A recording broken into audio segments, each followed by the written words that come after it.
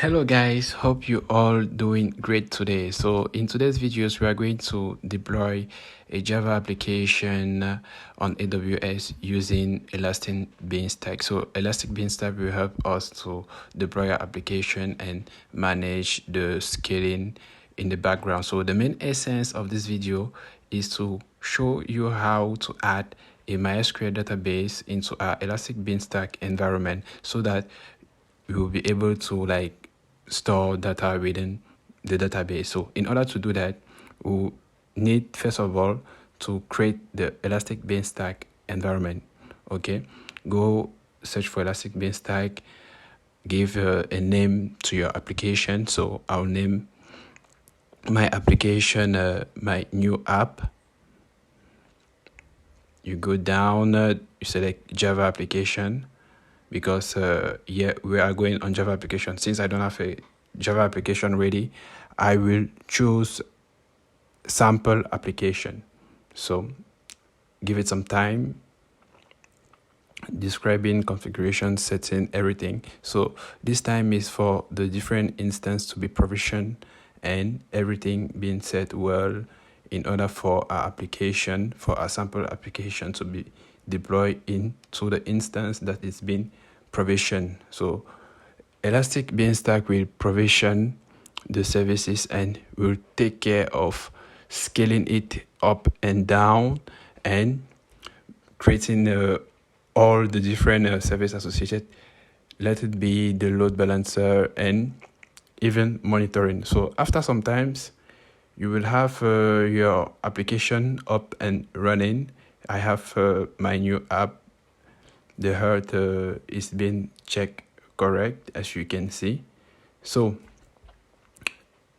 this done, what we need to do next is to trigger the endpoint in order to have the visibility of the application that we just deployed. Okay, so let me just hit this link in order to have a view on the Java application that we just deployed. Since it is a sample application, we have a congratulations message from this sample AWS application. So now I can trigger the different links present into the sample application, which will give us a view on the different documentation on Elastic Beanstalk. So you can have a look on that after you've deployed your Elastic Beanstalk application. So our main essence here is to add a database into our Elastic Beanstalk application.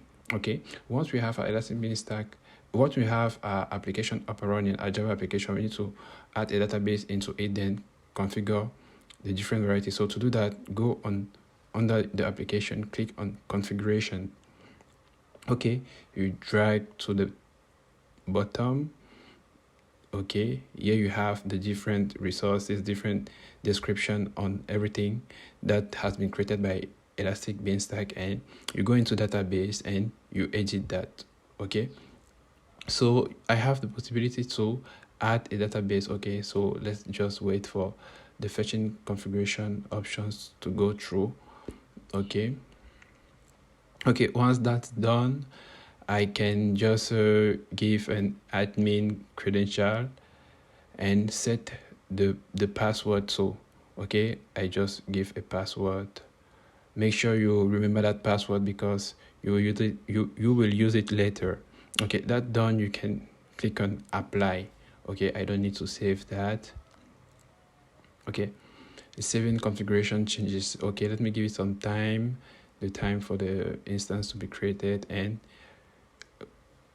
the health will be available and we can go forwards. Okay, why that? I can just go under EC2 instance and check to see like the different instances that have been present there. Before the lab, I had no instance. So obviously now with Elastic Beanstalk up and running, it has obviously launched an instance.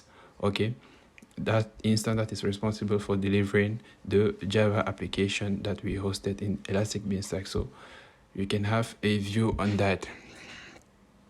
Okay, my new app environment. Okay, this is the app, this is the environment responsible for running our application. Okay, now we still refresh here for the database. We have deployment complete successful. Okay, everything correct. The heart is okay. Okay, so what we need to do next is go under RDS and have a view of that database. Okay, give it some time. Okay, database, we have we will surely have a database instance up and running. Okay, obviously, awesome.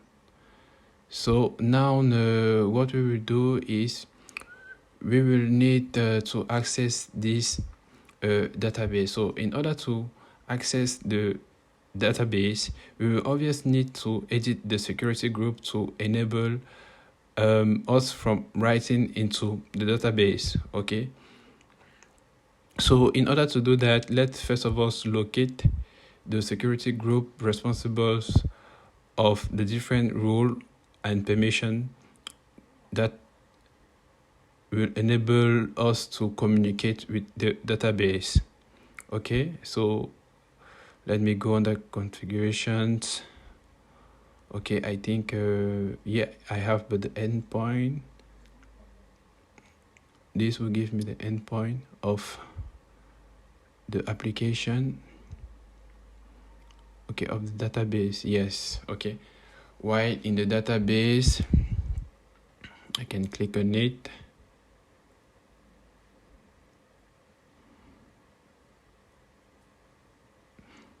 Okay, awesome guys, awesome. So here under the database we have under security we have a link that we, if we click on it, will enable us to arrive onto the security group of the RDS, and we can now modify that in order to have as rules coherent to what we want to do. Okay, so let me view the security group. Actually, what is present? So we have the inbound rules. Under the inbound rules we have okay, under the inbound rules we have the TCP on 3030 open. So let me edit that, and I will need to open it onto internet, like for me or from my local computer to communicate with this database. Okay, so in order to do that, I will select the SQL or Aurora and open it to everyone. Okay, that being done, I will save. Okay,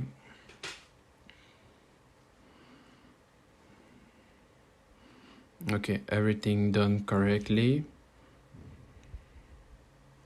Okay, that's nice, awesome, everything done correctly. And now we will trigger the database. So here is the endpoint of the database that we will need to access. Okay, just copy that, and I will call on my prom. Okay, and okay,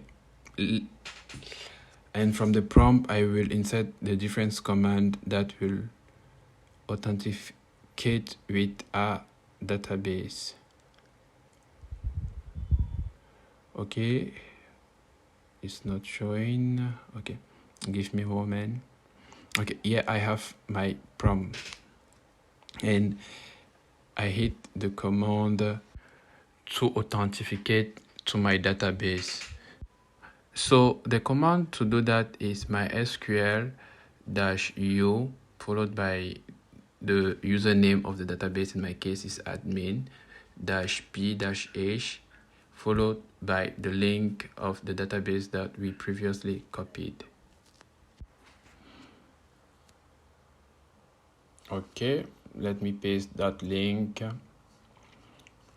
Okay, once you have that correct, you hit enter. You will be asked to enter your password. So I ask you to remember the password. I just entered mine and everything is correct. You can see I have my SQL.